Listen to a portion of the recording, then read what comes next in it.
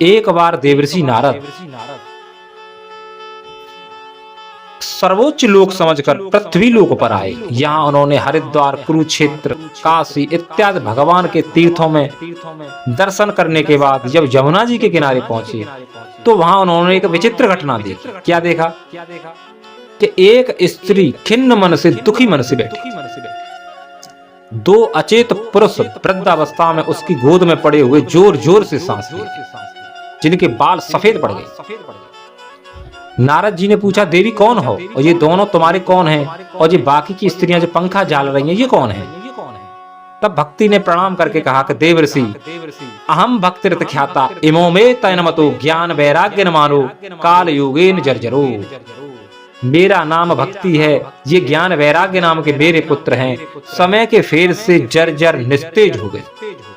होना तो ये था कि मैं वृद्ध होती, पुत्र जवान होते, लेकिन वृंदावन में आने से मैं तो रूपमती हो गई हूँ, लेकिन मेरे दोनों पुत्र अभी भी अचेत अवस्था में हैं। हमारी सहायता करो देवर्षि। फिर देवर्षि नारद ने उन दोनों के जो ज्ञान वैराग्य थे उसके पुत्र भक्ति के, उनके कान में वेद ध्वनि वेदांत का पाठ किया तो वो जैसे तैसे हिल डुल कर जगे तो सही, लेकिन आलस्य दुर्बलता के कारण फिर से सो।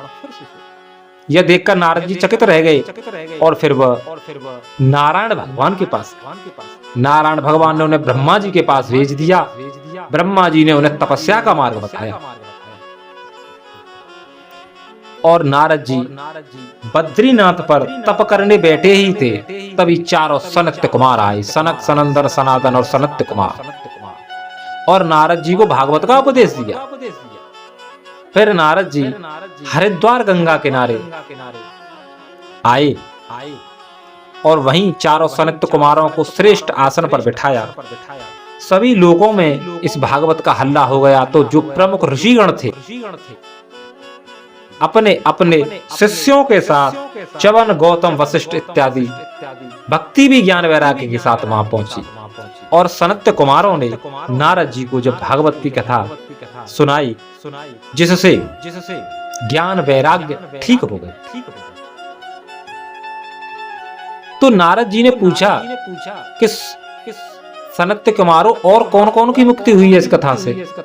तो सनत्य कुमारों ने कहा कि धुंधकारी की, जो बड़ा ही दुष्ट था, उसकी भी मुक्ति इस भागवत से ही हुई थी।